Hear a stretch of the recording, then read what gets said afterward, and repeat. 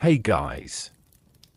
Before we settle into tonight's journey, take a quiet second to let me know where you're listening from. It's always nice to imagine this little gathering of night owls spread across the world. And if you enjoy these slow walks through history, you can always leave a like or subscribe, only if you feel like returning for another peaceful evening. Now, dim the lights if you can. Set your phone somewhere comfortable. Pull the blanket a little higher. Let your shoulders loosen, and allow the noise of today to drift somewhere beyond the room. Tonight, you are not a king, a knight, or a wandering hero. You are simply another traveler, arriving long after sunset at the gates of a medieval town. The road behind you has been long enough that your boots feel heavier than they did at sunrise. Mud clings stubbornly to the leather. The smell of damp earth follows every step, mixed with the faint sweetness of crushed wild herbs growing beside the roadside. Ahead, beyond a timber palisade and weathered stone walls, a handful of lanterns glow like quiet stars trapped close to the ground. The gatekeeper studies your face for only a heartbeat before waving you through. Night has nearly settled, and even the guards seem eager for the warmth of their own fires. Inside the walls, the town breathes differently than it did during daylight. The market stalls stand empty beneath patched cloth awnings. Wooden shutters close over tiny shop windows. Chickens have vanished into their coops, while stray dogs nose through forgotten scraps beneath overturned carts. Somewhere nearby, a blacksmith's forge finally cools after a day of ringing hammers, leaving only the scent of warm iron drifting through the evening air. A church bell sounds once, then silence returns. Not complete silence, of course. Medieval towns rarely offered such a luxury. Water trickles beneath narrow bridges into open drainage channels. Horses stamp inside nearby stables. Someone laughs behind a tavern door before the sound disappears beneath the steady murmur of conversation. Life has not stopped, it has merely changed its pace. You follow the uneven street, careful not to step into puddles that reflect the wavering torchlight. The buildings lean toward one another as though exchanging quiet secrets overhead. Their upper stories almost meet, leaving only a narrow ribbon of dark sky between crooked rooftops. The air grows warmer. Not because the weather has changed, but because more people gather here, merchants finishing accounts, apprentices carrying empty barrels, travelers searching for supper before every kitchen closes, widows selling the last of today's bread, all moving without hurry, as though they know tomorrow will arrive soon enough. Among them are places every visitor expects to find, an inn with fresh straw scattered across its floor. A bakery preparing tomorrow's dough before dawn, a bathhouse where steam slips gently into the cool night air, and, tucked along certain streets that respectable neighbors pretend not to notice too closely, another kind of house. Its windows glow softly behind linen curtains. No loud music escapes outside. No dramatic spectacle greets passing strangers. Instead, the building seems almost ordinary, blending quietly among workshops and family homes. A painted sign hangs above the doorway, weathered by years of rain. A single lantern burns beside the entrance, welcoming those who already know why they have come. If you expected mystery wrapped in glamour, medieval reality has other ideas. These places existed not on the edge of society, but surprisingly close to its ordinary routines. Bakers delivered bread there. Brewers sold ale there. City officials counted taxes connected to them. Priests preached against temptation while walking past their doors on the way to morning prayers. History often prefers neat categories. Real life rarely cooperates. The people inside these houses were not characters from legends. They swept floors, mended clothing, shared meals, argued over chores, waited through long afternoons when no visitors arrived, laughed when something genuinely amused them, despite lives shaped by difficult choices. For tonight, though you remain only an observer, the lantern beside the doorway flickers gently as cool air moves through the narrow street. Somewhere beyond those walls, another ordinary evening quietly unfolds, revealing a world far more familiar and far more complicated than you might have imagined, and that quiet street will soon lead us deeper into the medieval town after dark. The lantern outside that quiet doorway fades behind you as your footsteps carry you farther into the sleeping town. The night has settled completely now, wrapping rooftops and crooked lanes beneath a sky scattered with stars. The air feels cooler than it did at sunset, carrying the scent of damp timber, wood smoke, and the faint sweetness of freshly baked bread that tomorrow's bakers have already begun preparing. Without the bustle of daylight, the town reveals a different personality. You notice sounds that would have disappeared beneath the daytime crowd. A horse shifts comfortably inside its stable. Somewhere nearby, a cooper finishes fitting the final iron hoop onto a barrel before banking his fire for the night. A window opens briefly. Someone empties a basin into the drainage gutter below, offers a quiet apology to nobody in particular, and closes the shutters once again. Life has become smaller, slower, closer. The streets themselves seem narrower after dark. Timber-framed houses lean toward one another, their upper floors stretching over the road as though eager to whisper across the lane. Moonlight rarely reaches the stones beneath your feet. Instead, pools of amber torchlight appear every few dozen paces, each one surrounded by soft darkness that feels more peaceful than threatening. Unlike the broad avenues of later centuries, medieval towns grew little by little. Streets followed old footpaths, property lines, forgotten streams, and the practical decisions of builders who rarely imagined anyone drawing neat maps hundreds of years later. You round a corner and arrive at a small marketplace. Hours ago it would have echoed with bargaining voices. Now wooden stalls stand quietly beneath folded canvas awnings. Empty baskets rest upside down to keep away curious rats. A fountain trickles steadily in the center of the square, its stone worn smooth by generations of hands collecting water before sunrise. Only a pair of night watchmen remain. Each carries a lantern and a long staff tipped with iron. Their task is less about chasing criminals than reminding everyone that the town remains awake, even while most people sleep.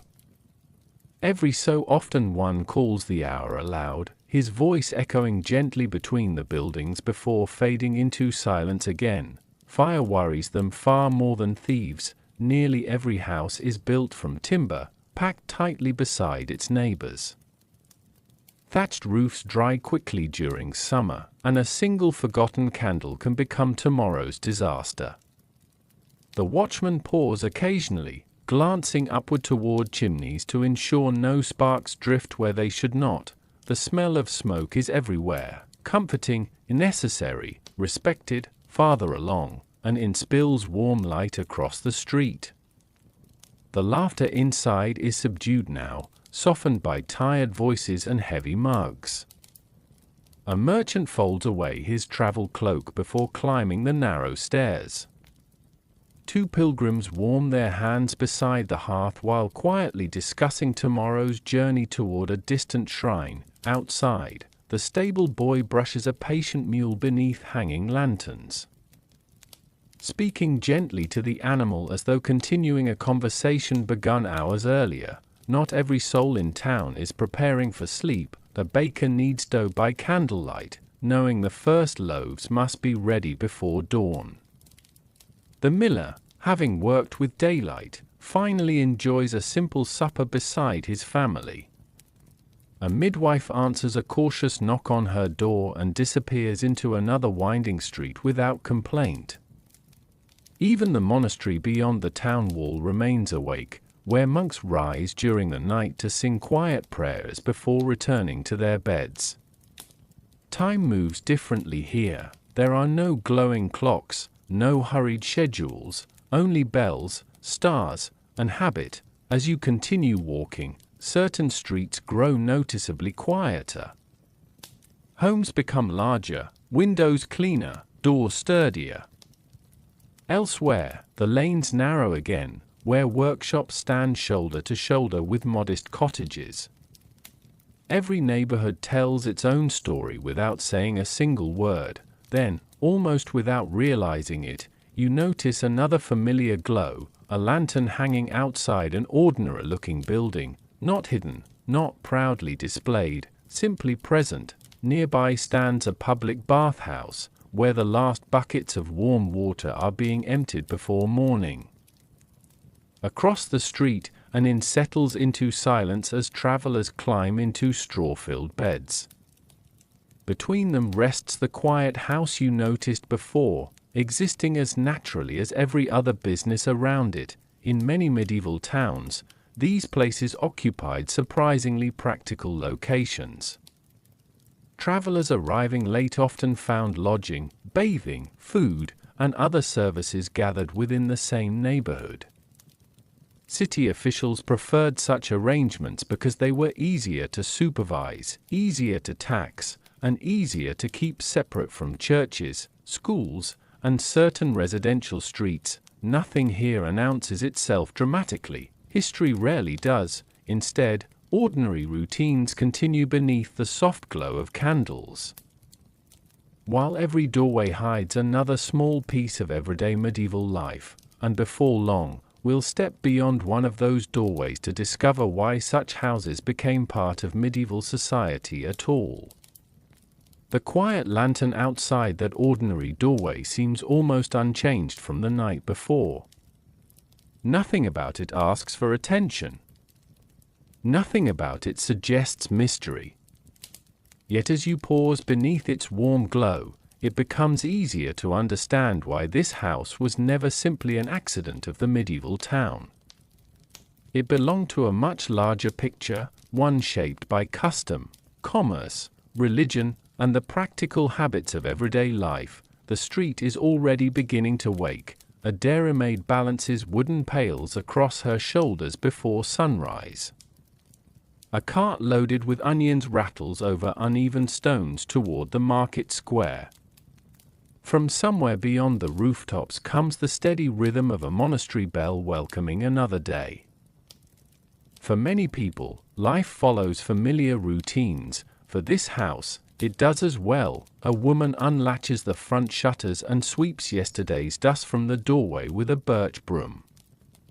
Another hangs freshly washed linen across a small courtyard where the morning air still carries the scent of dew. Someone inside stirs a pot of oat porridge over a modest fire. Before any visitor arrives, breakfast must be eaten, rooms tidied, brushes replaced on worn wooden floors, and candles counted for the coming evening. There is little romance here. Mostly, there is work that surprises many people today. It is tempting to imagine medieval brothels as places separated entirely from ordinary society, hidden behind secret alleys or guarded by dangerous men. Yet in many towns across Europe, they existed in full view of local authorities. Everyone knew where they stood, even if polite conversation rarely lingered on the subject. The reasons were often practical rather than approving. Medieval cities attracted merchants, apprentices, pilgrims, sailors, soldiers, and laborers who traveled far from home for weeks or even months at a time. Growing towns brought together thousands of strangers who shared streets but not families, customs, or responsibilities. City councils understood that simply pretending certain human desires did not exist rarely made them disappear. Instead, many communities chose regulation over denial. it was not because they celebrated these houses, it was because they believed controlled places caused fewer disturbances than uncontrolled ones. The thinking was surprisingly ordinary, if such activity could be limited to certain districts. Watched by officials, taxed by the town, and kept away from schools, churches, or respectable family neighborhoods, then daily life elsewhere might remain quieter. Medieval governments were often less concerned with perfect morality than with maintaining public order, routine, predictability. These mattered greatly. In several cities of the Holy Roman Empire and parts of France, municipal councils even owned or supervised licensed brothels. Income from rents or fees occasionally found its way into town finances, helping maintain bridges, defensive walls, or public works. Such arrangements were rarely spoken of proudly, but they existed all the same. Religion complicated everything further. Church leaders consistently taught that sexual activity belonged within marriage and frequently condemned prostitution as sinful. Yet some theologians argued that eliminating brothels entirely might create even greater disorder. One often quoted comparison suggested that removing them from society could be like removing a sore from a palace, forcing filth to spread elsewhere. It was hardly flattering, but it reveals how complicated medieval thinking could become. Agreement was never universal. Some rulers closed brothels entirely, others reopened them years later. Policies shifted with changing leaders, outbreaks of disease, local politics, or public opinion. One generation tolerated regulated districts while the next attempted stricter reforms. Medieval society was anything but consistent. Inside the house, the morning continues quietly. A young servant carries fresh water from the town well, careful not to spill it over the wooden bucket's rim. Beds are aired near open windows. Wool blankets are beaten clean in the courtyard. A seamstress repairs torn sleeves with practiced fingers while humming a tune so softly it nearly disappears beneath the calls of passing merchants. These ordinary chores remind you of something easily forgotten. People living here still worried about cold winters, rising bread prices, aching backs, broken shoes, and tomorrow's meals. They measured time by church bells, changing seasons, and market days. Just like everyone else beyond these walls, history sometimes paints sharp lines between one group and another. Real lives rarely fit inside such neat borders. As afternoon sunlight slowly climbs the timber walls, the house settles into another familiar rhythm, preparing once more for evening without hurry or spectacle. And with the coming night, we'll meet the people responsible for keeping that quiet rhythm alive. Morning drifts quietly into afternoon, and the gentle rhythm of the house continues almost unnoticed. Floors have been swept, water buckets refilled, and the scent of fresh bread still lingers in the kitchen. Outside, the town grows busier with every passing hour. Merchants bargain beneath canvas awnings, apprentices hurry between workshops, and somewhere in the distance a church bell marks another steady piece of the day. Life moves according to rules, not only inside this house, but throughout the town itself. If you were expecting medieval brothels to exist beyond the reach of authority, the reality might surprise you. Many were surrounded by regulations as carefully written as those governing marketplaces. Mills, or taverns. Medieval towns loved rules. They measured bread, inspected wine, controlled bridge tolls, supervised butchers, and settled disputes over wandering livestock. It was only natural that they also tried to regulate places like this. The regulations varied from one city to another. No single law covered all of medieval Europe. Instead, every town shaped its own customs according to local traditions, rulers, bishops, and councils. What was permitted in one place might be forbidden only a day's journey away. As you walk toward the town hall, the building itself reflects that careful order. Constructed from heavy timber resting upon a sturdy stone foundation, it overlooks the marketplace with quiet authority. Inside, wooden tables are covered with parchment rolls tied neatly by leather cords. Goosefeather quills rest beside small pots of dark ink. Clerks spend long hours copying agreements, recording taxes, settling property disputes, and writing down the countless decisions that keep the town functioning. Among those records are regulations concerning brothels. The handwriting is careful, the language formal, the intentions practical. In several medieval cities, licensed brothels could only operate within certain districts chosen by local authorities. Moving outside those boundaries often brought fines or closure. Some streets remained reserved for merchants, craftsmen, or wealthy families, while other neighborhoods quietly accepted businesses considered less respectable but still tolerated. Geography became a kind of law. A few buildings could stand here, not there. Certain days brought additional restrictions. In some towns, brothels were expected to close during major religious festivals such as Easter or Christmas. Church processions passed through silent streets where business paused, at least for a time. Whether everyone followed those rules faithfully is another question entirely, but the regulations themselves reveal how civic life and religious tradition constantly overlapped. Clothing could also fall under official attention, long before later chapters explore what workers wore. Some towns required distinctive garments or colored ribbons so local residents could recognize certain occupations in public.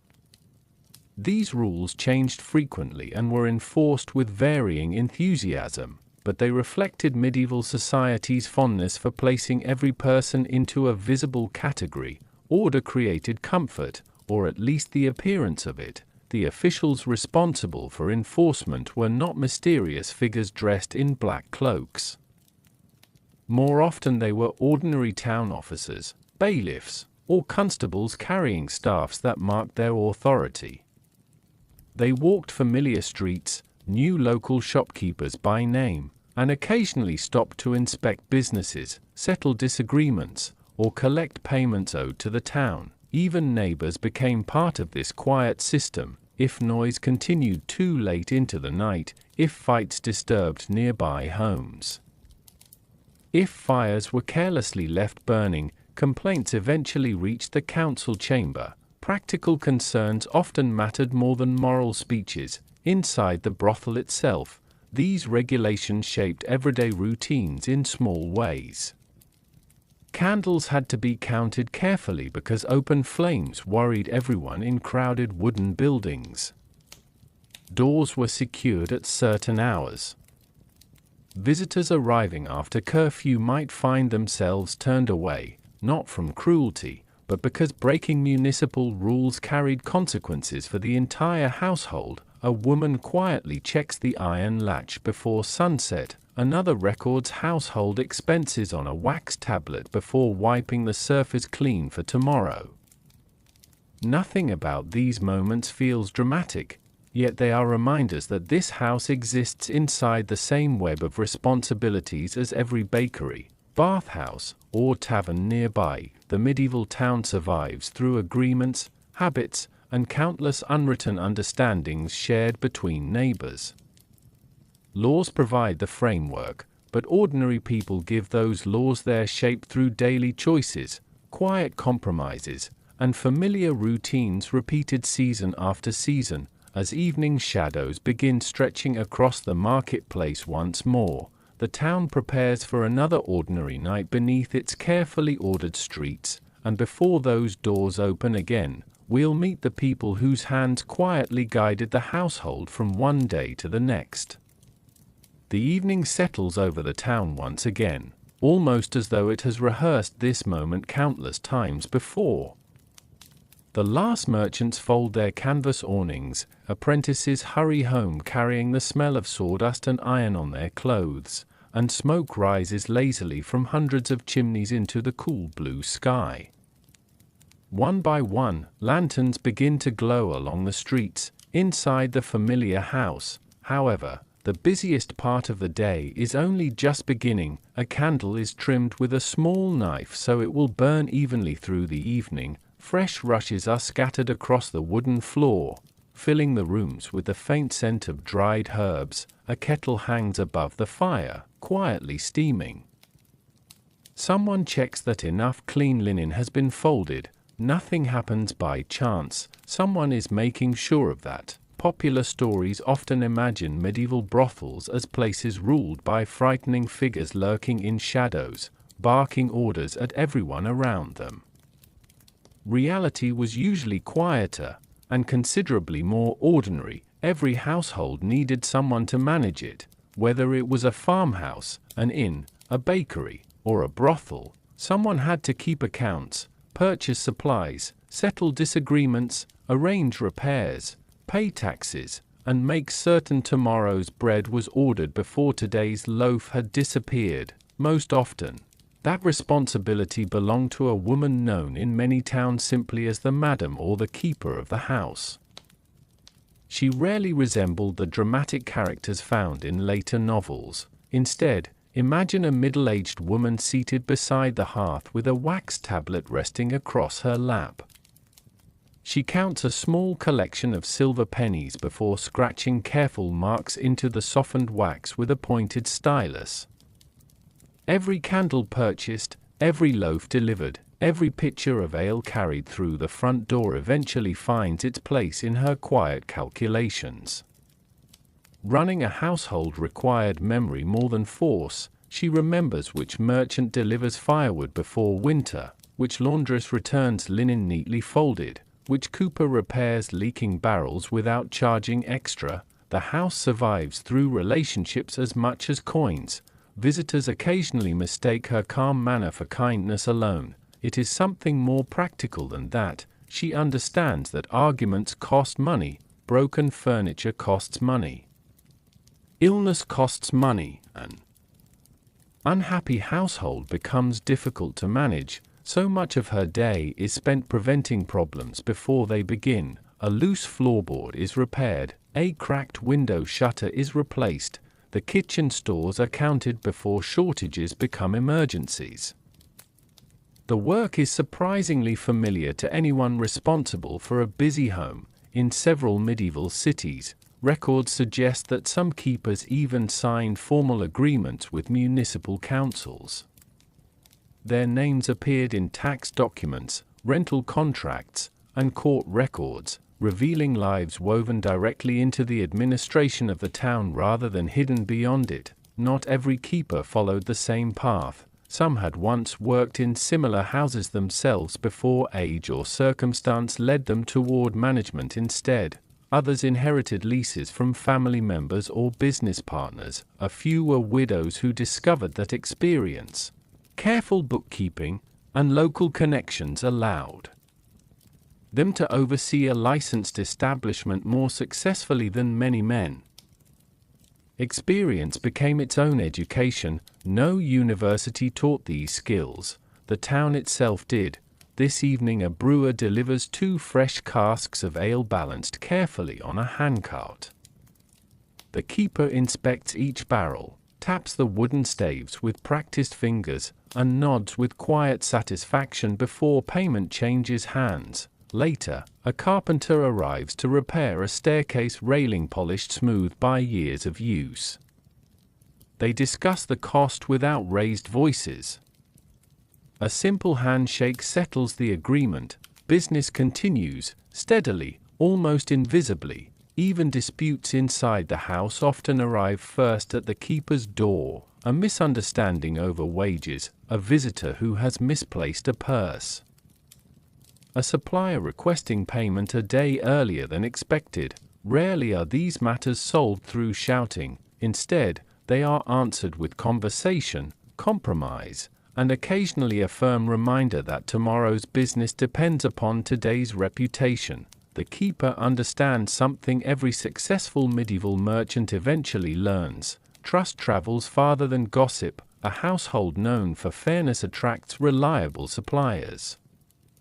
Reliable suppliers make daily life easier, and easier days are precious in a world where winter storms, failed harvests, or unexpected taxes can upset even the best-made plans. As the night deepens, she walks quietly through each room, adjusting a candle here, closing a drafty shutter there, pausing only long enough to ensure everything remains in order before returning to her small table beside the fire. Outside, the town continues its peaceful rhythm beneath the stars. Inside, one careful pair of hands keeps an entire household moving almost unnoticed, proving that history is often shaped not only by kings and bishops, but also by those who quietly managed ordinary days.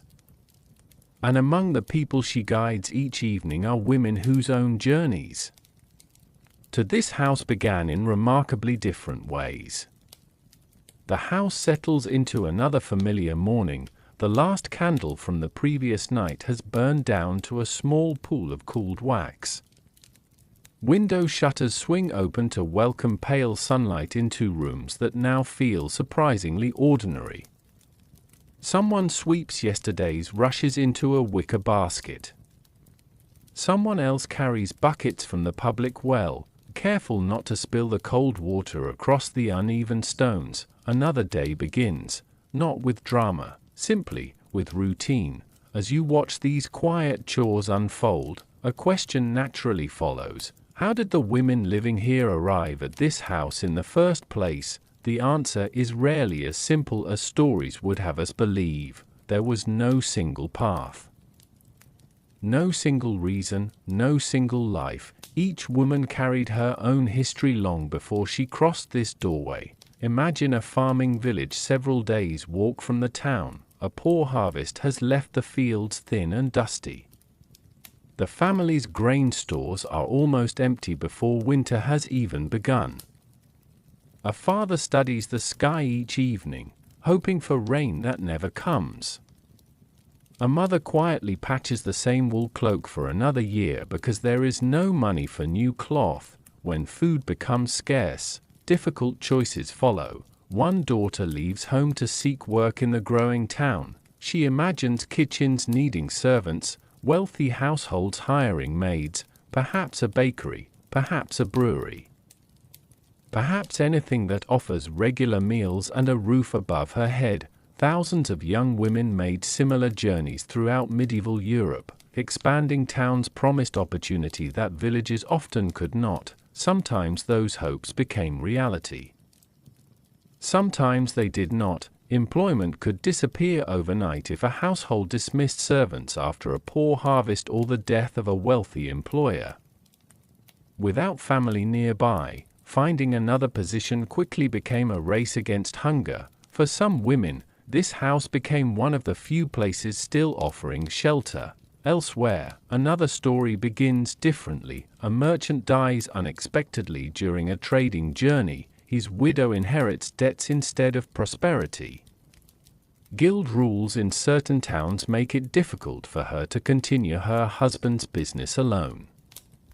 Rent remains due. Bread still costs the same. Winter arrives whether money does or not. Options become painfully narrow.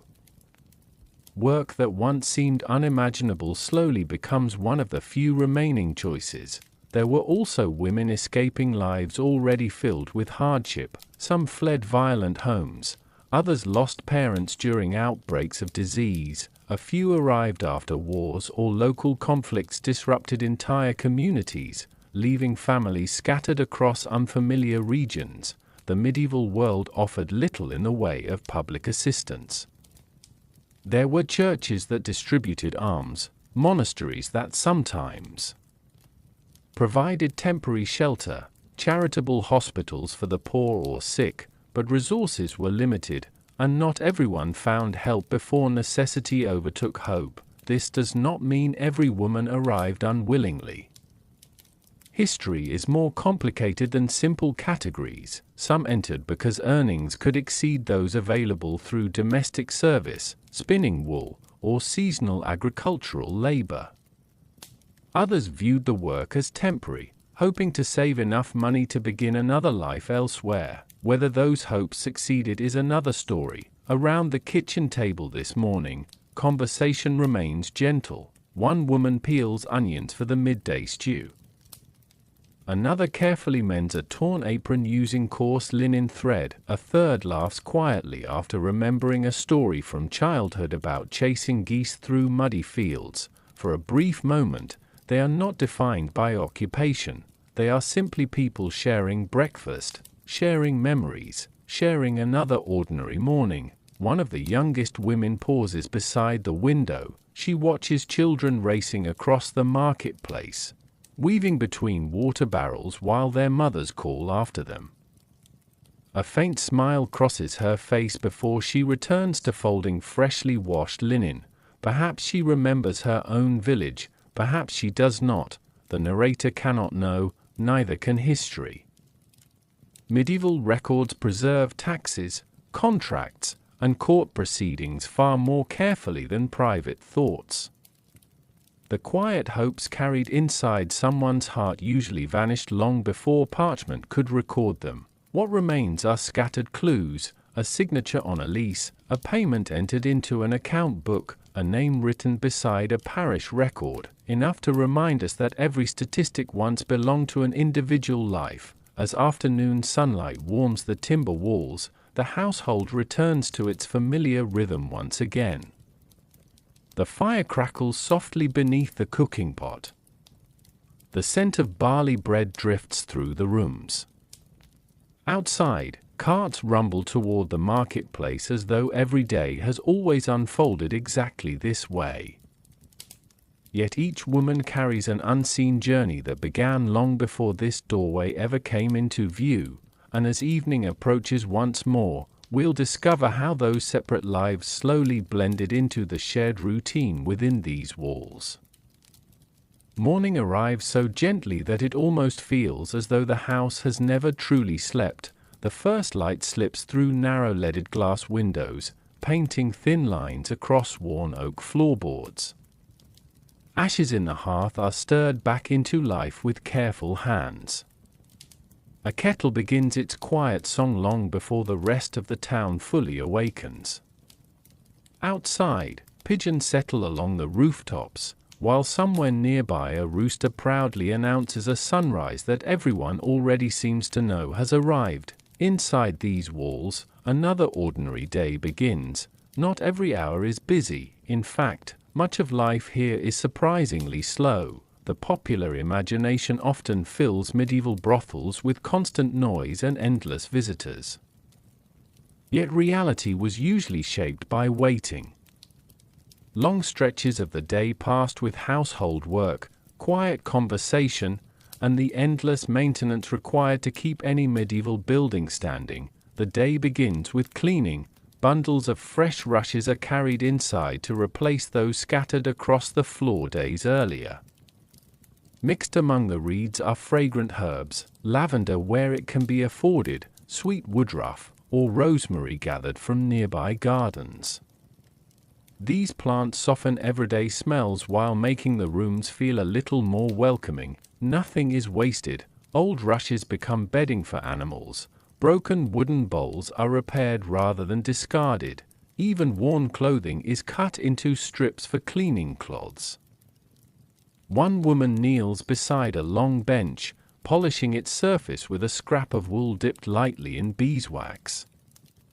Nearby, another shakes heavy blankets from an upstairs window, sending tiny clouds of dust floating lazily through shafts of morning sunlight before settling quietly into the courtyard below. The work is unhurried, methodical, almost peaceful. By mid-morning, breakfast has become only a memory. A thick loaf of rye bread rests beside a wheel of simple cheese. Bowls of oat porridge have already been washed in cold water drawn from the town well. A clay jug of small ale sits near the kitchen table, safer to drink than untreated water in many places, its mild fermentation making it a common part of daily meals rather than a luxury. Conversation drifts easily from one subject to another. Someone wonders whether the baker has raised his prices again. Another complains that this year's firewood seems damper than last winter's supply. A third smiles while recalling a village festival she attended as a little girl, where musicians played beneath an ancient oak tree until sunset. The stories are ordinary. That is precisely what makes them feel real. During quieter hours, practical skills fill the afternoon. Needles move patiently through torn sleeves. Buttons carved from bone are sewn back into place. A basket of stockings waits patiently to be darned before colder weather arrives. Beside the window, one woman spins coarse wool into thread using a drop spindle, the steady turning becoming almost hypnotic in its rhythm. Round and round, twist and pull, round and round again. Outside, life continues much as it always has. The cooper rolls fresh barrels toward the brewery. Children chase one another across the market square. A monk carrying a basket of herbs nods politely to passing townsfolk without slowing his measured pace. The house is not isolated from the town, it breathes alongside it. As afternoon fades, preparations for evening begin quietly. Candles are trimmed, the hearth is fed with another armful of split oak logs. Fresh water is carried upstairs in wooden buckets. Linen is folded neatly across the foot of each bed. Every task has been performed so many times that few words are needed. Hands simply know where to go next. Habit becomes its own language. There is comfort in that, not because life is easy, but because familiar routines offer a sense of steadiness in a world where harvests fail, winters linger, and fortunes change without warning. The women occasionally pause to share small moments together. One braids another's hair beside an open window. Someone quietly hums a tune learned decades ago. Laughter appears unexpectedly over a story that has clearly been told many times before, yet still somehow remains amusing. These moments leave little trace in official records. Town accounts remember taxes, church registers remember baptisms, court documents remember disputes, but simple kindness rarely reaches parchment. History often forgets the gentlest parts of ordinary life. As twilight slowly settles across the rooftops, the familiar lantern outside the front door is lit once again. Its warm glow spills onto the cobblestones, just enough to welcome another evening without disturbing the quiet street beyond. Inside, everything has found its place. The floors are clean, the fire burns steadily, the kettle waits patiently above the flames. Another ordinary night begins. Built upon countless ordinary hours that came before it, and with tomorrow's sunrise, we'll discover how even the quietest household followed rules that shaped every hour of the day. The lantern that welcomed another quiet evening has long since burned low. By the time dawn stretches pale ribbons of light across the rooftops, the house is already stirring once again. A servant opens the shutters to let in the cool morning air. The hearth is coaxed back to life with dry kindling. Outside, the town slowly awakens beneath the familiar rhythm of church bells, market carts, and distant voices beginning another ordinary day. Everything feels peaceful, orderly, predictable, and that is no accident. If there is one thing medieval towns admired almost as much as tradition, it was routine. Every guild had its customs. Every monastery had its schedule. Every marketplace had its opening bell and closing hour. This house was no different. Life inside its walls followed a rhythm shaped by rules that were often as strict as those found in any respectable household. Some were written down by city officials, others were simply understood. The front door, for example, was not left open without thought. In many regulated towns, opening and closing hours followed local customs or municipal curfews. Once the evening bell had passed and the streets emptied, movement through the town became increasingly restricted. Travelers arriving too late often found the city gates closed until sunrise unless they carried special permission. The same quiet discipline reached smaller streets as well. The heavy oak door is fastened with an iron latch. The lantern outside is lowered, voices soften. The town itself seems to agree that night should never become too loud. Even the watchmen walking their rounds prefer calm over excitement. Every hour or so, the sound of an iron-tipped staff taps gently against the cobblestones. Tap, pause, tap again. Then comes the familiar call announcing the passing hour before fading into the darkness. It is less a warning than a reassurance. Someone is awake, someone is watching. Fire remains everyone's greatest concern. Every candle is counted before bedtime. Every hearth is checked twice. Buckets filled with water stand near the kitchen and courtyard, ready in case a stray ember lands where it should not. Medieval towns had learned this lesson repeatedly. Entire neighborhoods could disappear in a single windy night if even one flame escaped its proper place. Inside the house, these precautions become habit. A young servant carefully pinches out each candle instead of blowing it. Another closes the wooden shutters against the evening breeze. The keeper walks quietly from room to room, placing a hand near each hearth to make certain the fire has settled safely beneath its covering of ash. Nothing feels hurried, everything feels practiced. The women themselves also live according to routines that rarely change. Morning begins with household work. Midday brings meals and repairs. Afternoons are often spent preparing clothing, cleaning rooms, or sewing fresh linen. Evening follows its own familiar pattern before giving way once again to sleep. The repetition is almost comforting. In a world without clocks hanging on every wall, people measure time differently, by church bells, by sunrise, by the smell of fresh bread leaving the ovens, by shadows crossing familiar streets. Occasionally, municipal officers arrive without ceremony. Their visits are usually brief. They inspect licenses, settle minor disagreements, or ensure local regulations continue to be observed. These officials are rarely strangers. Most are recognized by name, having walked these same streets for years. They exchange polite greetings with bakers, tavern keepers, blacksmiths, and household managers alike. Administration in a medieval town often looks surprisingly ordinary. Rules survive because people repeat them, not because someone constantly threatens punishment. Of course, no system is perfect. Sometimes disagreements arise over curfews. Sometimes visitors arrive after the accepted hour. Sometimes neighbors complain that laughter carried a little too far through an open window on a warm summer evening. Most such matters end not with dramatic arrests but with conversation, small fines, or gentle reminders from local authorities. Practical solutions are usually preferred. They save everyone time. As afternoon slowly gives way to another peaceful dusk, the familiar routine begins once more. Fresh rushes are straightened, the kitchen fire is fed, the front steps are swept clean. A lantern is polished until its brass catches the last rays of the setting sun.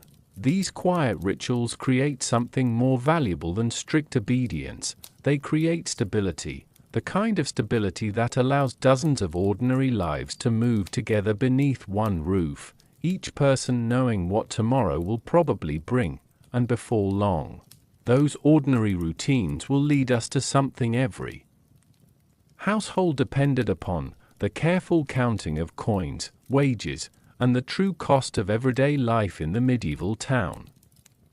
The morning rain has left the medieval streets shining softly. Water gathers between uneven stones, reflecting the pale sky above. Wooden shutters drip quietly. The smell of wet earth mixes with smoke rising from chimneys as the town begins another working day. Inside the familiar house, however, the focus is not on weather or passing visitors, it is on something every household understood: money, not the kind stored in great royal treasuries or counted by wealthy merchants behind guarded doors, the smaller kind, the coins that paid for bread, the coins that purchased candles, the coins that kept a roof above someone's head through another winter. A woman sits near the window with a small wooden box beside her. Inside are carefully separated coins of different sizes and metals. Silver pennies sit beside smaller copper pieces, each one carrying the marks of a ruler whose face may be unknown to the people using it. She counts slowly, not because she lacks experience, because every coin matters. Medieval life was built around constant calculation. Most people did not carry large amounts of money. Many payments happened through exchange, credit, or goods rather than piles of coins. A farmer might pay a debt with grain. A craftsman might trade repairs for food. A servant might receive part of their wages through meals and lodging. Cash was valuable because it was limited inside this household. Earnings were never simply personal spending money, they were part of a larger system. The keeper must consider the cost of everything entering through the door: bread from the baker, ale from the brewer, firewood before winter, candles for dark evenings, repairs when wooden beams weakened or roof tiles cracked. The coins coming in must somehow balance against the coins going out. A medieval account is not written with modern numbers and neat printed receipts.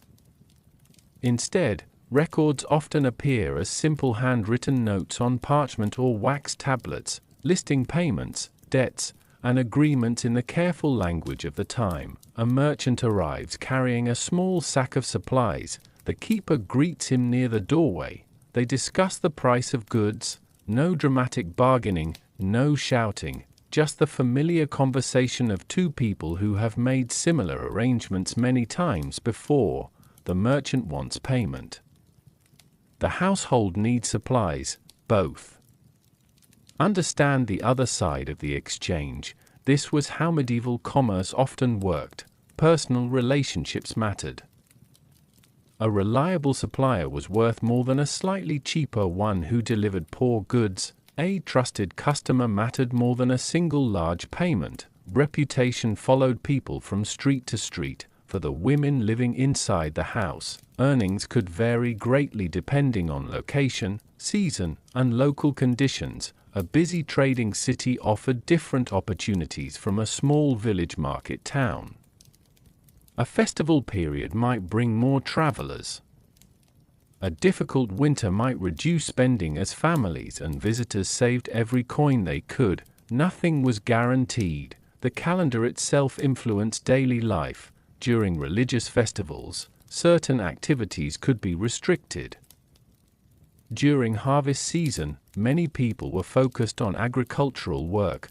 During cold months, travel became harder as muddy roads froze and storms kept visitors indoors. Income rose and fell with the same changing rhythms that affected every medieval occupation. A baker sold fewer loaves when people had less money. A tailor received fewer orders during difficult years. A tavern served fewer travelers when roads became dangerous. Every profession carried uncertainty. By evening, the wooden coin box is closed again. The keeper places it carefully beneath a locked chest. Tomorrow, the counting will begin again. Another delivery will arrive. Another expense will appear. Another small decision will shape whether the household remains comfortable or struggles. It is easy to look backward and see only the grand structures of history, castles, cathedrals, royal courts, but everyday life depended on much smaller things: a loaf of bread, a warm room, a few carefully saved coins, the quiet mathematics of survival. Outside, the rain finally stops. Lanterns reflect in puddles along the street, and the town settles into another evening of familiar sounds. The baker closes his shop. The stable doors are secured. The market square empties beneath the fading light. Inside the house, another account has been balanced, another day has been completed, and as the next evening approaches, we will look at something much easier to notice than coins, the clothing, colors, and symbols that shaped how medieval society viewed the people who wore them. The rain has passed, leaving the medieval town washed clean beneath a pale morning sky. The streets are quieter than usual. Water drips from wooden rooftops, and small streams move between the cobblestones before disappearing into the town's drainage channels. Inside the house, the sounds of daily preparation have already begun. A needle passes through cloth, thread pulls gently through worn fabric, a woman sits beside the window, repairing a garment while sunlight catches the small movement of her hands. Clothing in the medieval world was never just clothing, it carried messages, it showed occupation, it revealed wealth, it could separate one person from another before a single word was spoken. For the women living in regulated brothels, clothing could become something more complicated. Sometimes it was a personal choice, sometimes it was a symbol imposed by local authorities, and sometimes it was a reminder that medieval society constantly tried to place people into visible categories. The woman beside the window turns a piece of fabric in her hands. It is simple, practical, made from materials that would have been familiar to many ordinary people of the period. Wool was everywhere.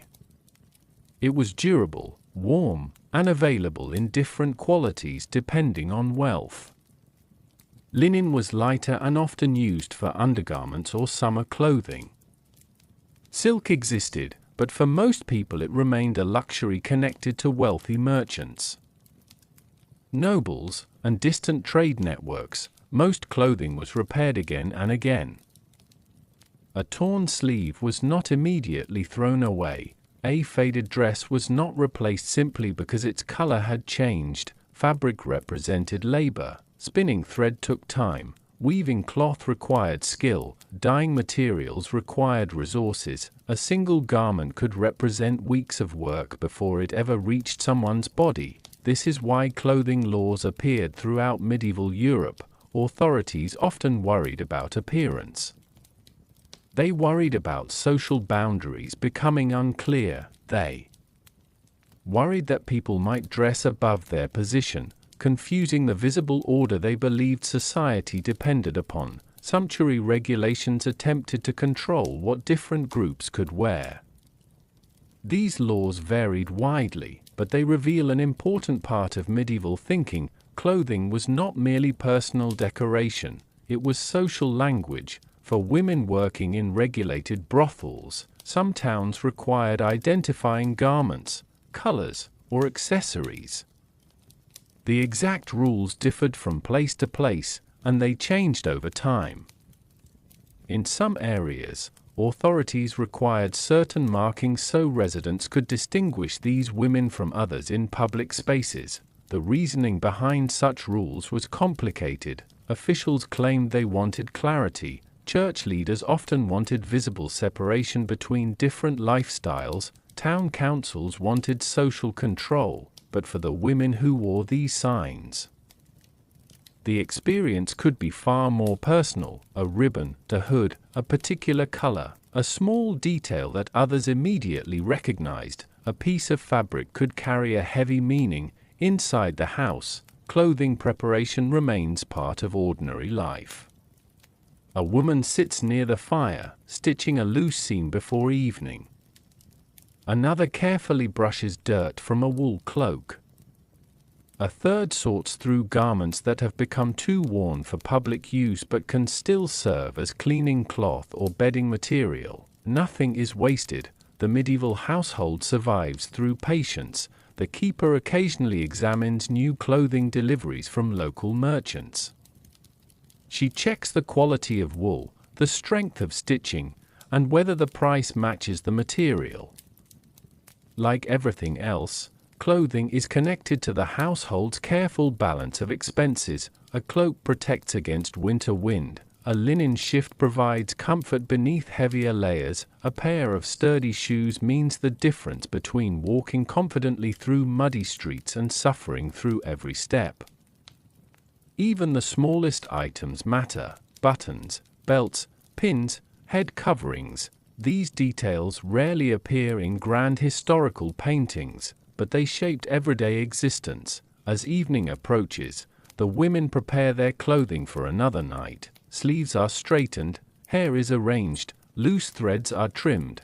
The same hands that cooked meals, cleaned rooms, and counted coins now prepare the simple materials that represent them to the outside world.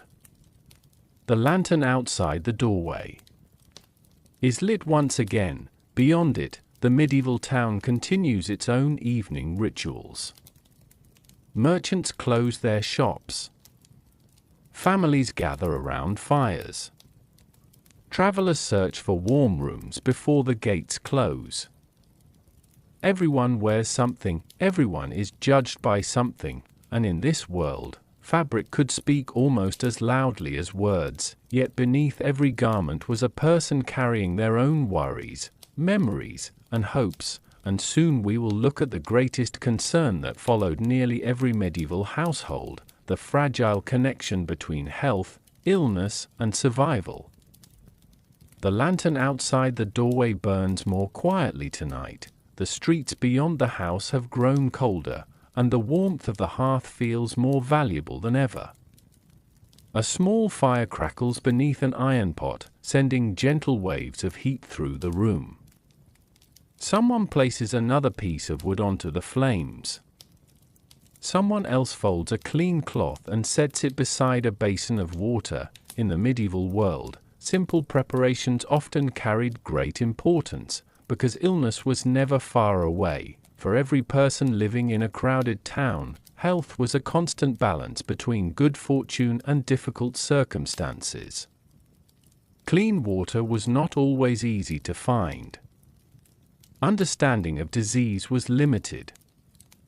Treatments that seem ordinary today simply did not exist. A small injury could become serious, a common fever could become frightening, a difficult winter could test an entire household. Inside the house, daily routines included many quiet attempts to protect health. Floors were swept, linen was washed when possible, water was carried fresh from wells or public sources, herbs were dried and stored for cooking, cleaning, and traditional remedies. People understood that certain plants had useful properties, even if they did not understand the science behind them. Rosemary, sage, mint, and other herbs appeared in medieval households for many purposes. Some were placed among bedding. Others were added to food or used in preparations passed down through generations. Knowledge traveled through experience. A grandmother taught a daughter, a healer taught an apprentice, a neighbor shared what had worked before. Medicine existed, but it looked very different from what we know today. A sick person might visit an apothecary who prepared mixtures from herbs, minerals, and other ingredients. Wealthier towns had trained physicians who studied older medical writings from Greek, Roman, and Arabic traditions. But these professionals were often expensive and unavailable to ordinary people. Most households relied first on familiar remedies, warm broths, rest, herbal mixtures, careful observation. A woman in the house sits near the fire while another gently wraps a cloth around her hand after a minor injury. The wound is cleaned with water and covered. Everyone knows the importance of keeping it protected, even if they do not understand bacteria or infection. They simply know what experience has taught them. Dirty wounds become dangerous. Clean wounds have a better chance. This practical knowledge saved lives. Even within a world missing modern medicine, medieval towns also faced another challenge: crowding. Homes, workshops, stables, and businesses often stood close together. Streets were narrow. Animals lived near human spaces. Waste removal systems were limited compared with modern expectations. In busy trading towns, travelers constantly arrived from distant regions, bringing not only goods and stories but also unfamiliar illnesses. During major outbreaks, entire communities suffered. The plague that struck Europe in the 14th century became one of the most devastating examples. Though it arrived long after many of the medieval customs already described had been established. People searched for explanations, prayers, and remedies while facing a disease they could not understand. But illness was not always dramatic. Often it was quiet, a cough that lasted too long, a tooth that ached for weeks, a fever that refused to leave. These were the everyday struggles that shaped medieval life. Inside the house, prevention became part of routine. Blankets were aired outdoors when weather allowed, rooms were cleaned, food was stored carefully, firewood was kept dry. The smallest habits mattered. A medieval person could not control everything. They could not stop every illness. They could not summon modern doctors. But they were not helpless either. They observed, they adapted, they cared for one another. This care is often overlooked when history focuses only on suffering. Yet compassion existed everywhere. Someone bringing water to the sick. Someone preparing a warm meal. Someone sitting beside a bedside through a long night. These moments rarely appeared in official records. But they were part of daily life. As the evening grows colder, the women gather closer to the hearth. Outside, rain begins tapping softly against wooden shutters. Inside, the fire provides warmth, light, and a small sense of security. The medieval world was uncertain, but people still found ways to protect each other through ordinary acts of kindness. And beyond this household, another powerful force shaped how society viewed these places: the complicated relationship between religious belief and the existence of brothels. The rain has finally stopped. Outside the house, droplets still cling to wooden shutters and stone pathways, catching the first pale light of morning. The town slowly returns to movement. A baker carries fresh loaves through the misty streets. A monk walks with measured steps toward the church, his dark robe brushing quietly against the wet ground. The bells above the tower begin their familiar song, calling people toward prayer and another day of work. For medieval society, the church was everywhere. It stood at the center of daily life. It marked births, it witnessed marriages, it blessed fields before harvest, it comforted people during sickness, and it shaped how many understood right and wrong.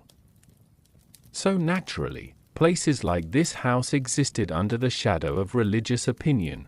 The relationship was never simple, it was filled with contradiction. Inside a small chapel near the town square, a priest prepares for morning prayers.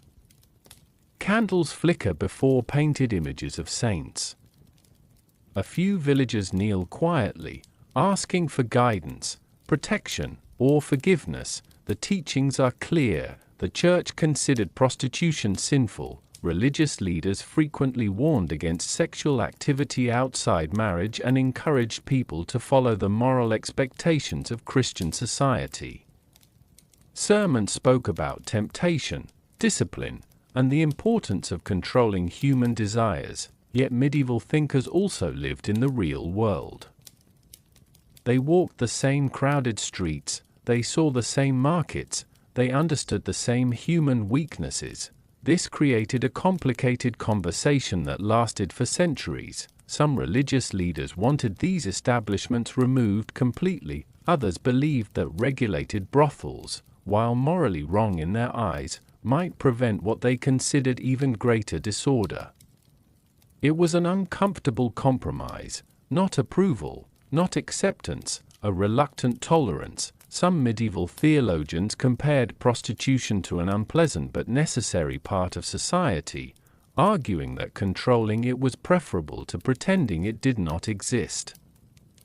These arguments were debated among scholars and church officials, showing that medieval religious thought was not always as simple as a single rule written on a page. Different places reached different conclusions. A city ruled by one bishop might enforce stricter policies, another town might quietly allow regulated districts to continue. Local traditions, political power, and the attitudes of individual leaders all influenced what happened.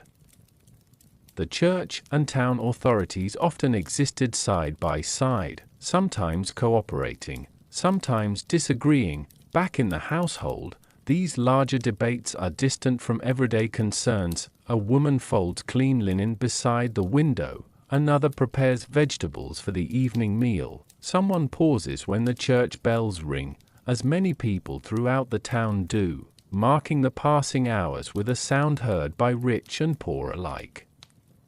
Faith was not separate from daily life. Religious festivals shaped calendars. Holy days influenced when businesses opened or closed. Prayers accompanied important moments. Even people whose occupations were criticized by society still lived within the same religious world as everyone else. They attended baptisms, they visited churches, they observed feast days, they carried personal beliefs, doubts, hopes, and fears just like their neighbors. History often creates simple images: the church as only an enemy, the town as only a supporter, the people inside as only victims or rebels. But medieval reality was much more layered. A priest might condemn an occupation from the pulpit while still offering charity to a poor person who came to the church door. A city council might collect taxes from a regulated establishment while publicly encouraging moral restraint. A woman might live a difficult life while still holding deep religious beliefs. Human beings rarely fit perfectly into the categories created for them. As evening arrives, the church bells ring again across the rooftops. Their sound travels through the same streets where merchants close their shops. Families prepare supper, and lanterns begin glowing beside doorways. The sound reaches everyone: the wealthy merchant, the humble laborer, the people inside this house, all living beneath the same medieval sky. And as night settles over the town, another difference becomes clear, because the people who entered these houses did not all come from the same world, and the experience could look very different, depending on whether someone arrived with a heavy purse or only a few coins.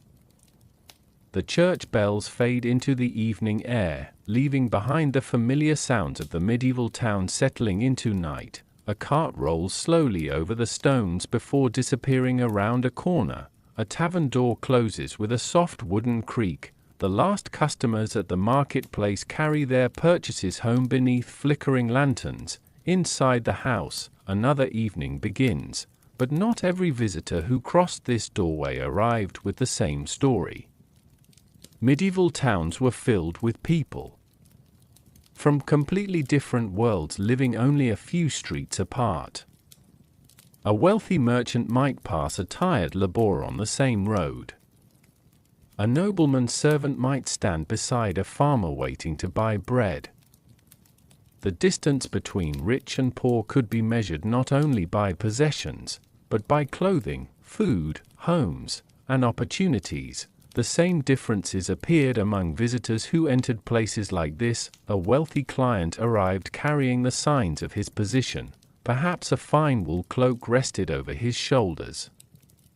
Perhaps his boots were made from better leather than those worn by craftsmen. Perhaps an attendant carried his belongings while he moved through the streets with the confidence of someone accustomed to being recognized. His visit might involve more money, more comfort, and more privacy. Wealth created choices. A man with coins could purchase better lodging at an inn, better food at a tavern, and better clothing from skilled tailors. Money opened doors throughout medieval society, but not everyone who entered came from such a background. The ordinary visitor looked different: a traveling worker, a sailor spending a short time away from the docks, an apprentice who had saved small amounts over several weeks, a man carrying only a few coins after a long day of labor. His clothing might show his occupation clearly. Rough wool, simple shoes, a worn belt repaired more than once. His hands might carry the marks of physical work. The medieval town was a place where these lives constantly crossed. Inside the house, the difference could be seen in small details. A wealthy visitor might expect a more comfortable chair near the fire. A poorer visitor might arrive, exchange a few words, and leave quickly afterward. Some stayed longer, some barely paused. History often focuses on kings and nobles because their records survived in greater numbers. But ordinary people made up the majority of medieval life. Their footsteps filled the streets. Their coins paid for countless small transactions.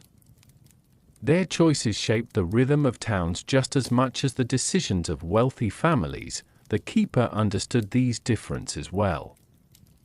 She knew which visitors arrived from distant markets, which travelers came through town only once, which local workers returned after receiving their weekly wages. Her experience was not written in grand documents, it existed in memory: a familiar face, a repeated greeting, a name remembered after many months. The medieval economy depended heavily on personal relationships.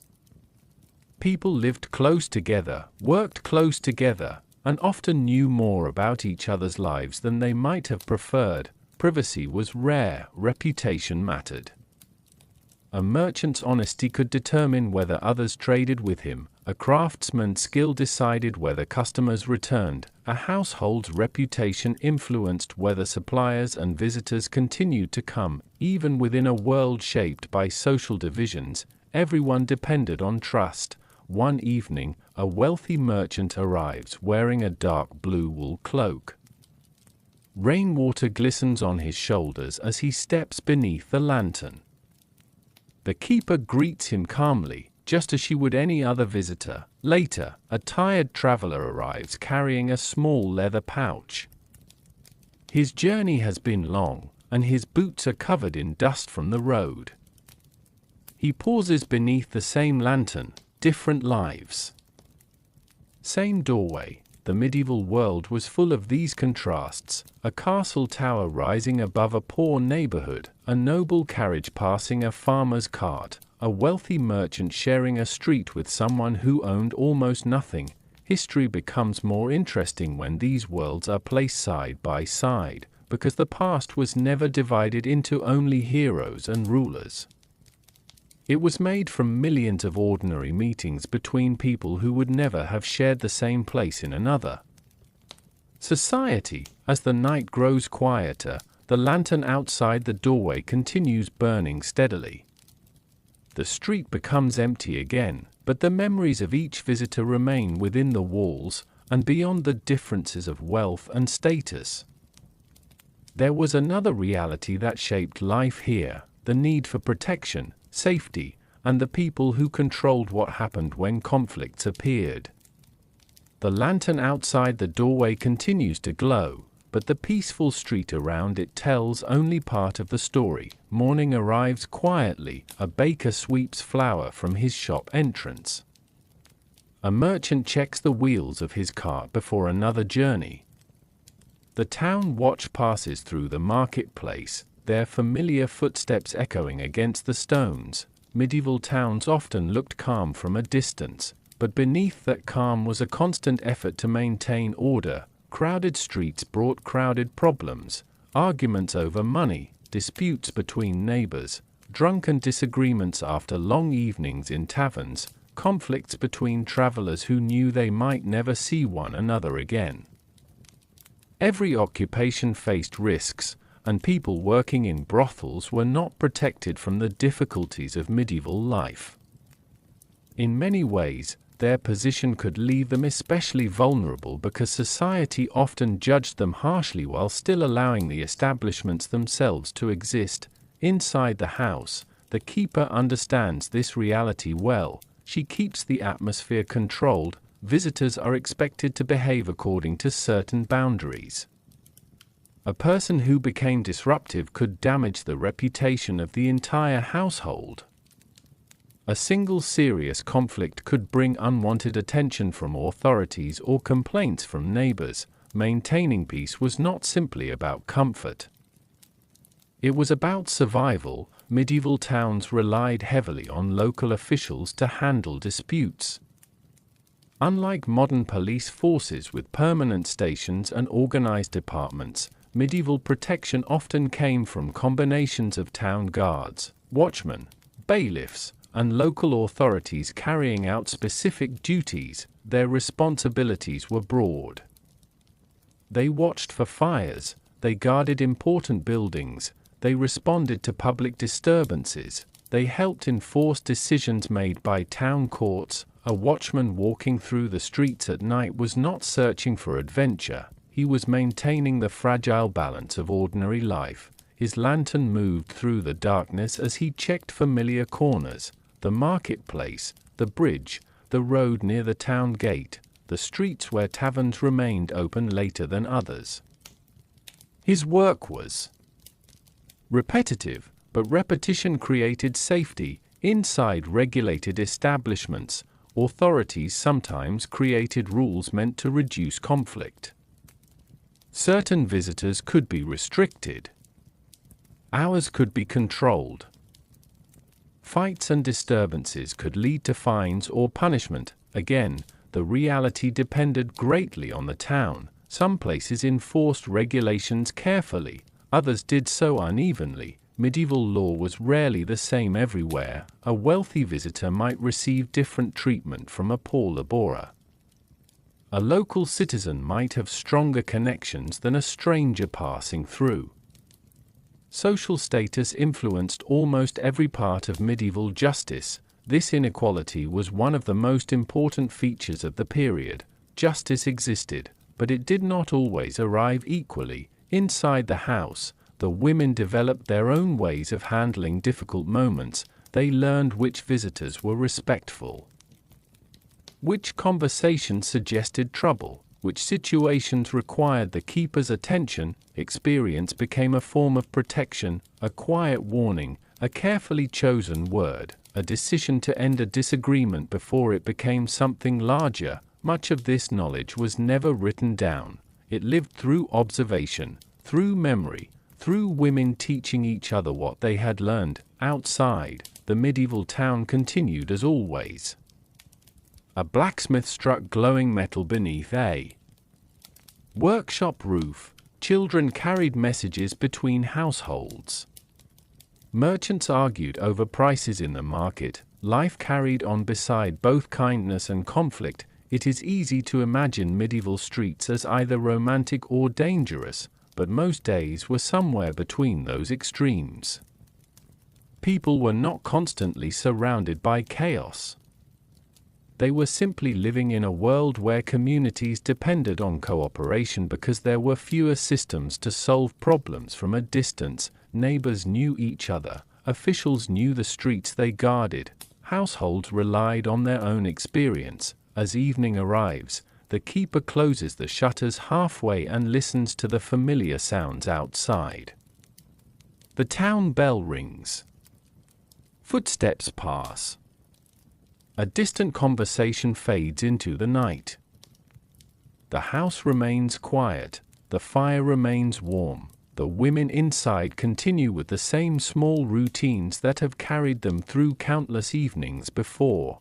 And beyond the walls, another important part of their story remains, the friendships and connections that helped them endure a difficult world together.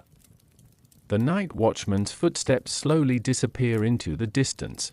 The town grows quieter beneath the dark sky, but inside the house, a different kind of warmth remains.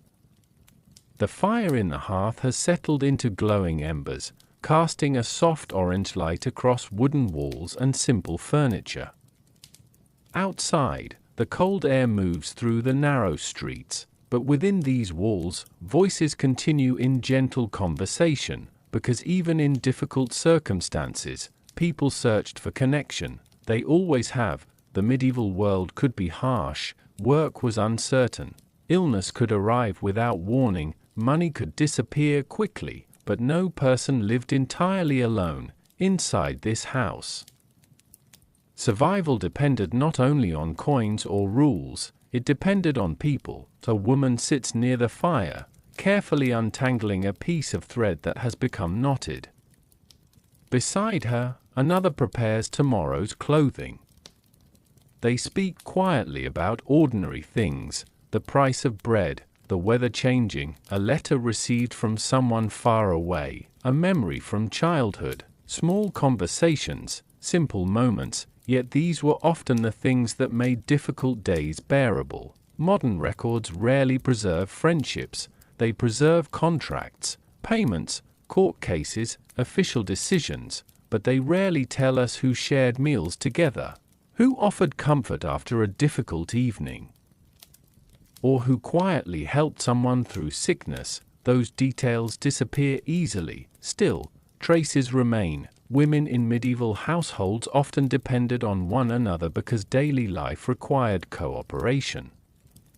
Whether in a noble castle, a farming village, or a crowded town residence, people worked together because many tasks were simply too demanding for one person.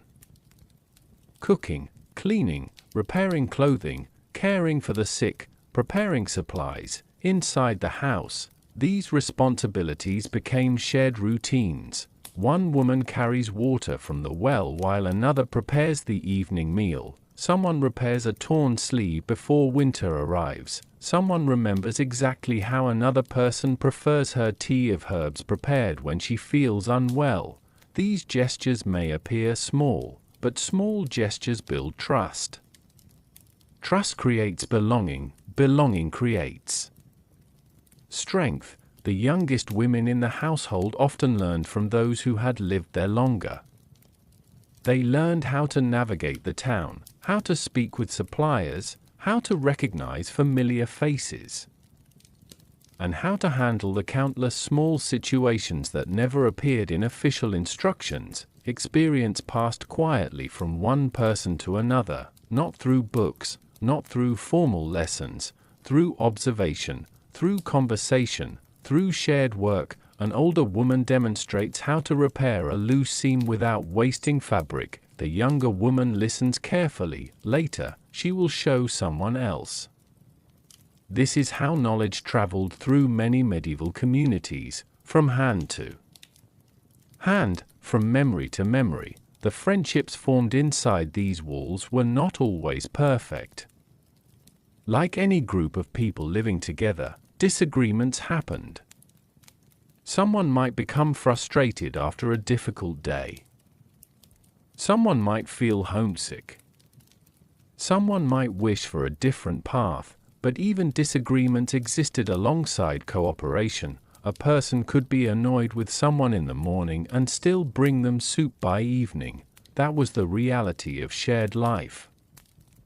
People are complicated, relationships are complicated. History becomes more honest when it remembers that, during winter evenings, when darkness arrived early and the streets became quieter, these bonds may have become even more important.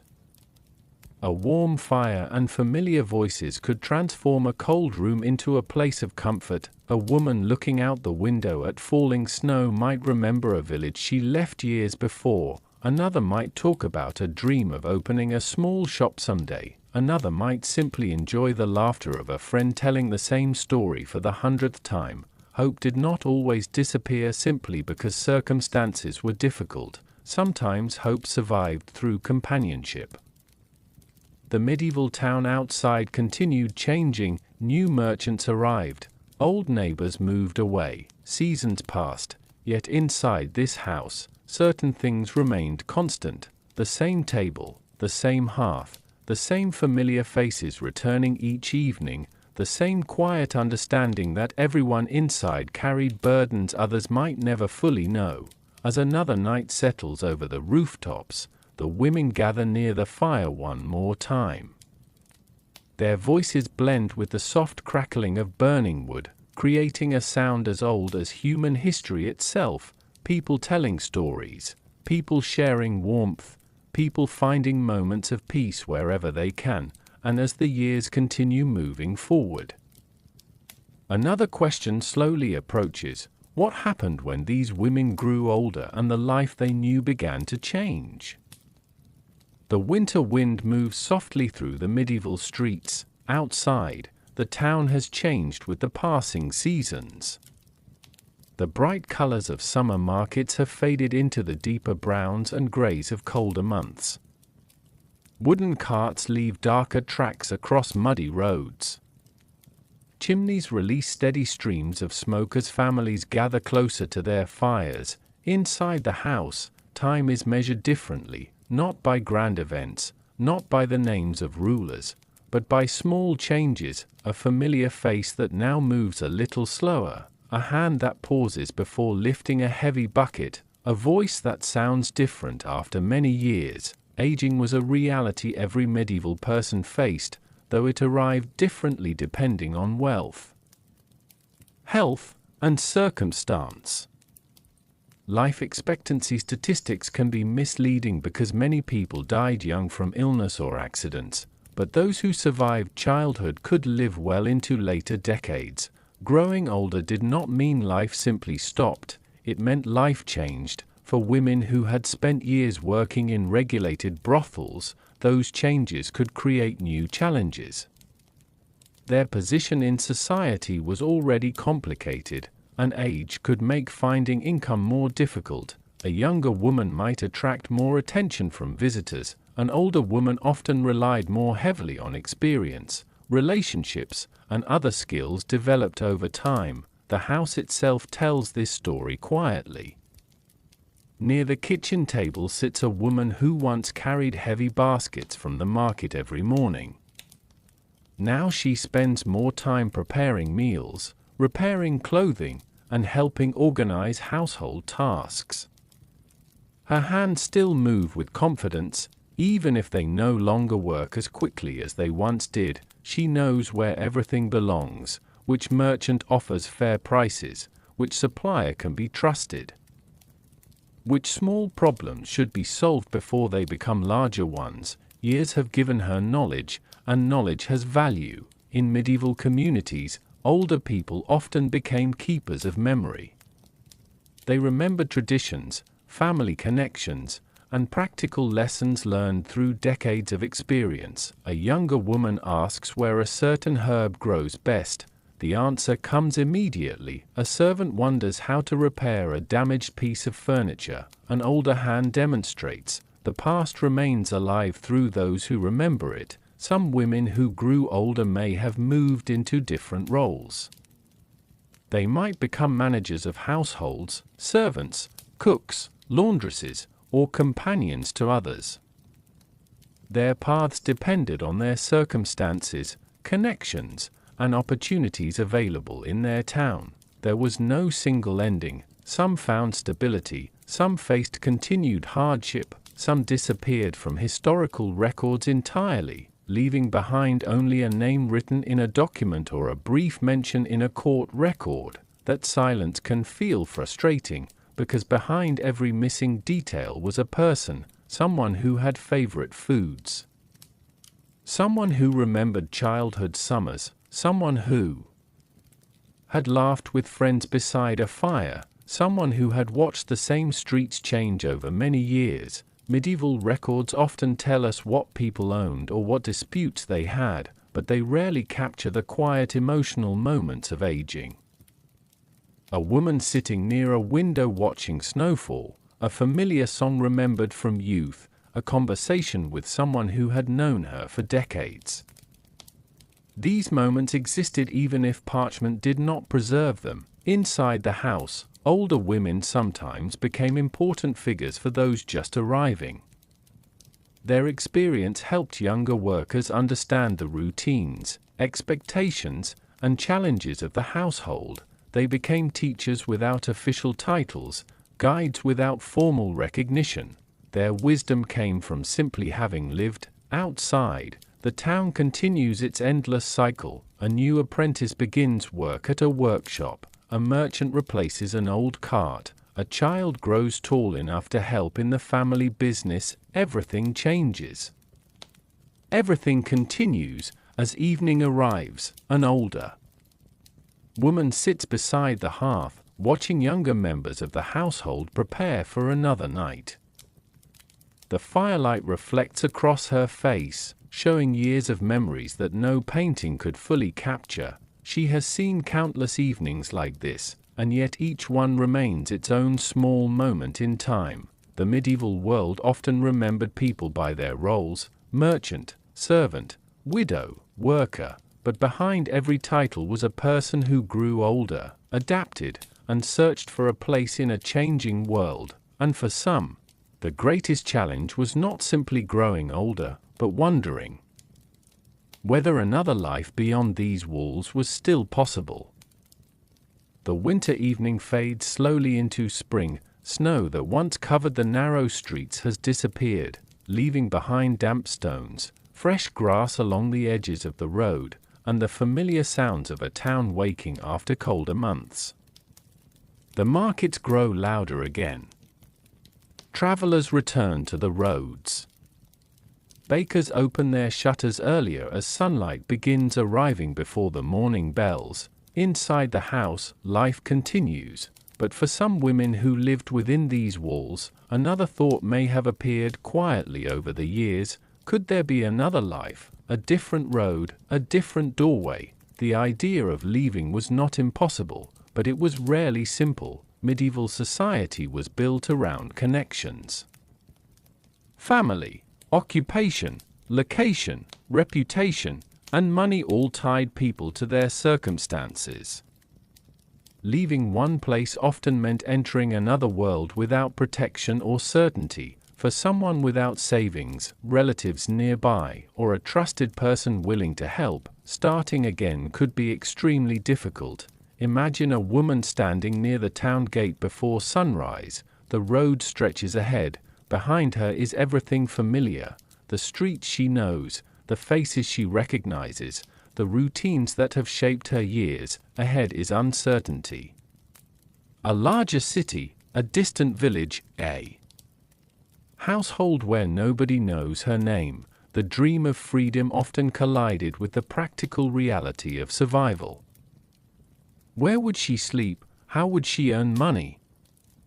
Who would trust her? These questions followed anyone attempting to begin again. Some women may have left through marriage. Marriage was one path that could completely change a person's circumstances in medieval society. A new household meant a new role, new responsibilities, and a different social identity.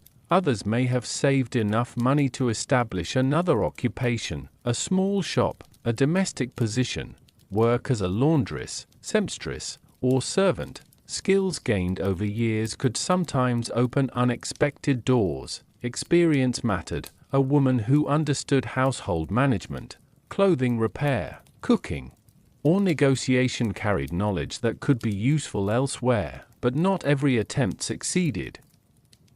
Poverty remained a powerful force. A person could leave one difficult situation only to encounter another. Medieval towns offered opportunities, but they also contained many people struggling for the same limited resources.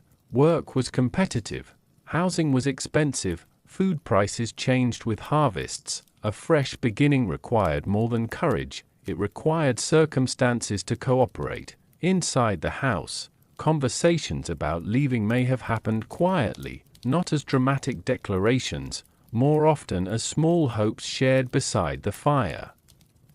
Someone dreams of returning to a village where she once lived. Someone imagines opening a small business near the market. Someone wonders what it would feel like to wake up without the familiar sounds of the same walls. Dreams were private things. They rarely appeared in official records, but people have always imagined different futures, even in difficult times. The medieval world was not a place where everyone remained trapped forever. People moved constantly. They traveled for work, joined religious communities, entered new households, and rebuilt lives after hardship. Change was possible, just difficult. A woman leaving this life would also need to navigate how others viewed her past. Medieval communities were closely connected, and reputation followed people.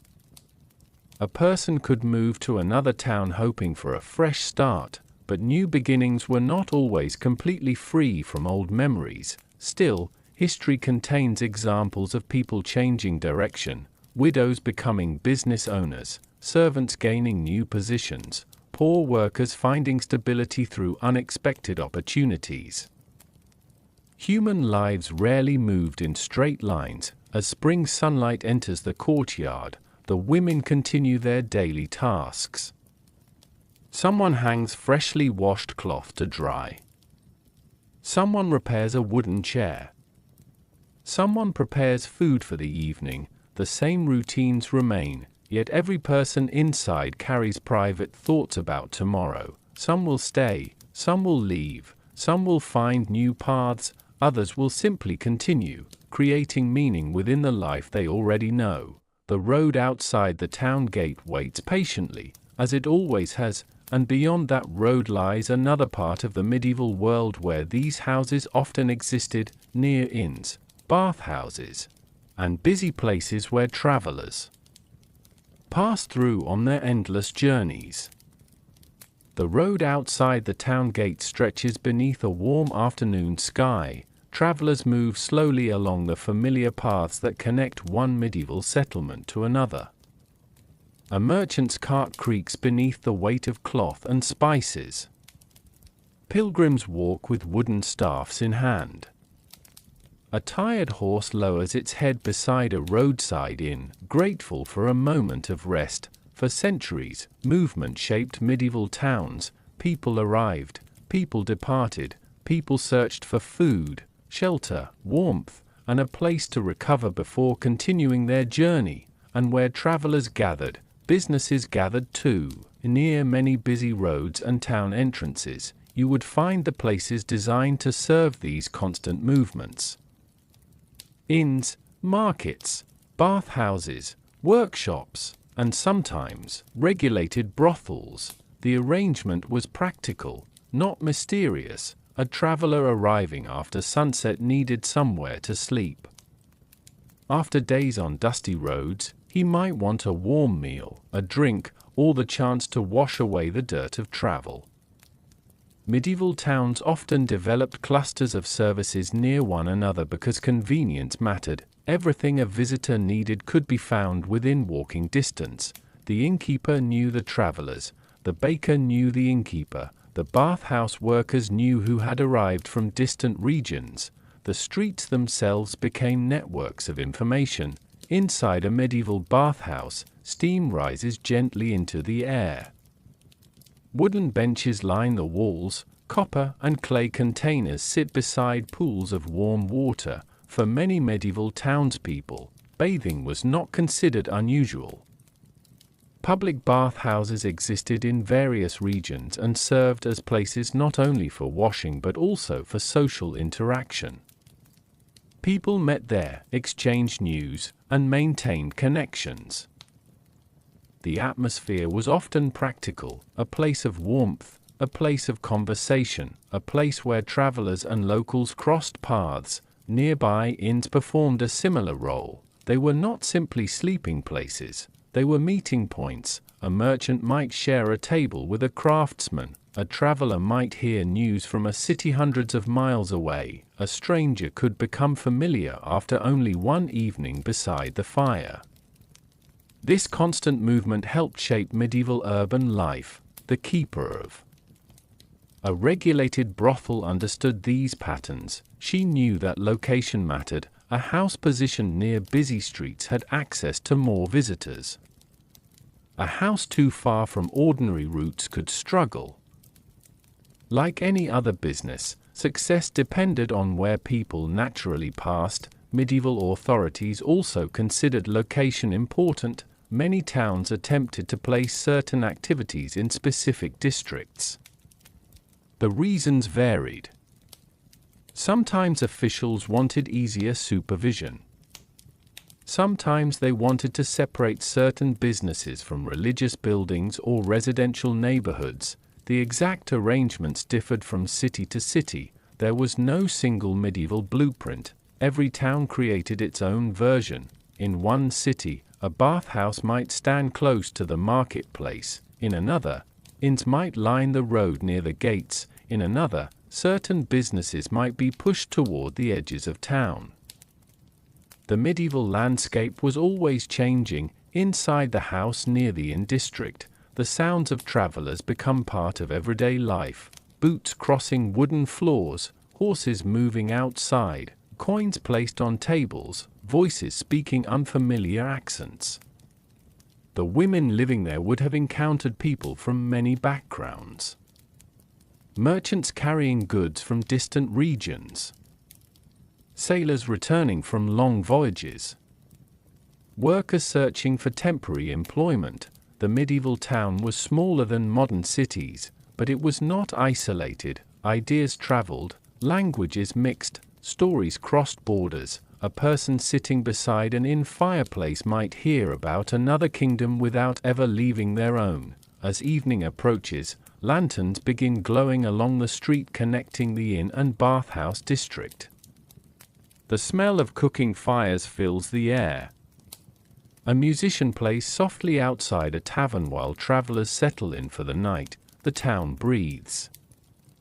Slowly, steadily, the same streets that carried merchants and pilgrims also carried ordinary people searching for simple comforts after long days. History often separates places into categories: a workplace, a home, a business, a gathering place. But medieval streets rarely worked that neatly. They were woven together, with every building connected to the lives moving around it, and as centuries passed, even these familiar arrangements would begin to change, as cities, governments, and attitudes slowly transformed the role of regulated brothels. The lanterns that once marked familiar streets began to appear less often, not all at once. Not with a single dramatic moment. The medieval world rarely changed in such a simple way. Instead, centuries moved forward quietly. Roads became busier. Towns grew larger. New ideas traveled between cities. The same streets that had once carried merchants on horseback slowly transformed as societies, governments, and beliefs continued to evolve. Inside the old house, however, the rhythm of daily life remained familiar. A candle was still trimmed before evening, the floor was still swept, the fire was still prepared before the night grew cold, for the people living within these walls. History was not a grand transformation happening around them. It was simply another day, another morning, another task to complete. But beyond the doorway, the world was beginning to shift. Regulated brothels had existed for many reasons. Town officials had believed they could control certain activities through licenses, boundaries, and supervision. Some communities saw regulation as a practical solution to maintaining public order. Over time, however, those ideas began to change. The reasons were many. Religious movements became stronger in some regions. New moral attitudes influenced rulers and city governments.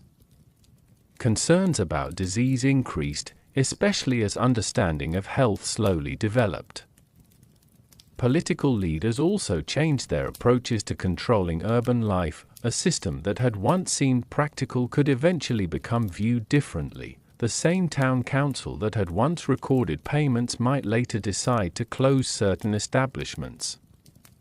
The same streets that once accepted these houses might gradually push them away. Change arrived through decisions made by officials, but it was experienced by ordinary people. A keeper notices fewer visitors than in earlier years. A supplier mentions that another town has introduced new restrictions. A traveler passing through shares rumors about regulations changing beyond the region. News moves slowly, carried by voices rather than printed pages. One conversation becomes another, 1. Decision spreads from town to town. The decline was not identical everywhere. Some cities closed regulated brothels earlier, others continued allowing them for generations. Medieval and early modern societies were not moving in a single direction. Different rulers, religions, and communities made different choices based on their own circumstances. History is rarely a straight road, it is a collection of many smaller paths. As governments became more centralized, they also developed different methods of controlling public spaces. Towns that once relied heavily on local customs began answering to larger political structures. Regulations became connected to wider ideas about morality, health, and social organization. The old neighborhood slowly changed, and then became something else. A workshop replaced another building, a family moved into a former business space. The physical streets remembered what people forgot. Wooden beams were repaired. Stone walls were rebuilt. New generations walked over the same ground without knowing every story attached to it. Inside the household, those changes would have been felt personally. A younger woman might wonder whether the tradition she learned would continue. An older keeper might remember when the street looked completely different. A supplier might search for new customers. A neighboring shopkeeper might notice fewer familiar faces. The decline of regulated brothels was not only about laws, it was about people adapting. Some found different work, some moved elsewhere, some entered new households, some simply disappeared from the records, leaving behind only small traces of their existence, a name, a payment, a brief mention, enough to remind us that they were once there. The medieval town itself continued changing, markets expanded, buildings transformed, new generations replaced older ones, yet the memories of these places remained hidden within the landscape. A doorway could once have welcomed travelers, a room could once have held conversations now forgotten, a street corner could once have carried voices that vanished centuries ago. History often leaves behind empty spaces. The challenge is learning to imagine the lives that filled them. As evening falls over the old neighborhood, the final lanterns burn softly against the darkening streets. The town no longer looks exactly as it once did, but traces of the past remain in the worn stones and weathered wood. The world moves forward, buildings change, customs fade, but human stories continue to echo. And as we prepare to leave this medieval town behind, we return one final time to the quiet streets, the ordinary people, and the small moments that existed beyond the rules and records of history. The last lantern of the medieval street burns softly, its flame moves gently with the evening air, casting warm patterns across old wooden walls and uneven stones. The town that once felt so full of movement has grown quiet again. The merchants have closed their shops. The travelers have found their rooms. The voices that once filled the streets have become distant memories carried only by the wind, and inside these walls, another day comes to an end, not with a grand announcement, not with a moment written into history books, simply with the ordinary sounds of people finishing their routines, a chair being moved closer to the hearth, a candle being lowered, a wooden door being carefully closed. For most people who lived during medieval times, life was made from these small moments. The world remembers kings, battles, and great buildings, but most lives unfolded quietly in kitchens, workshops, markets, and homes that no longer exist. The people who entered these houses were not just names in old records, they were individuals. They had worries, they had memories, they had hopes for better days. The women who worked inside regulated brothels lived within a complicated part of medieval society. Their lives were shaped by laws, religion, money, reputation, and the expectations of the world around them. Some experienced hardship, some found friendships, some adapted and created their own forms of stability. Some eventually moved into different lives. The historical record does not tell us every story. It cannot tell us every conversation beside the fire. It cannot show us every quiet act of kindness between people who shared difficult circumstances. It cannot preserve every dream whispered before sleep, but those moments existed. They always do. A woman repairing a garment by candlelight, a friend offering a warm meal after a tiring day, a traveler sharing a story from a distant road, a keeper counting coins while thinking about tomorrow. These ordinary scenes reveal something important about the past. People in history were not simply symbols, they were human beings trying to navigate the world they were given. The medieval town was not only a place of castles and churches. It was also a place of narrow streets, crowded markets, small rooms, and countless personal stories unfolding beneath the same sky. The house we have followed through these evenings was only one small part of that larger world.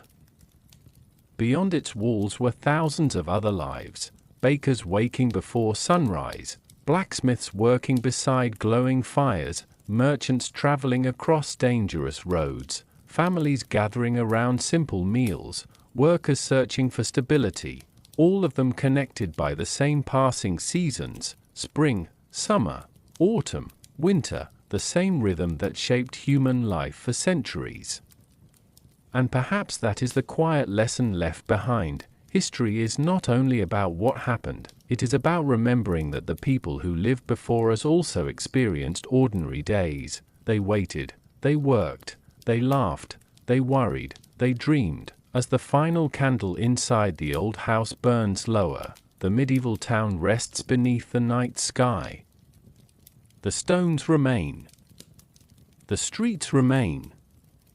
The stories remain, even when the voices that created them have disappeared. So as we leave this forgotten corner of the past, we do not leave behind monsters or legends. We leave behind people. People who lived in a world very different from ours, yet still searched for the same simple things: safety, companionship, a little warmth, and a place where they belonged. The lantern fades, the street grows quiet, and somewhere, beneath centuries of change, the echoes of ordinary lives continue softly waiting to be remembered.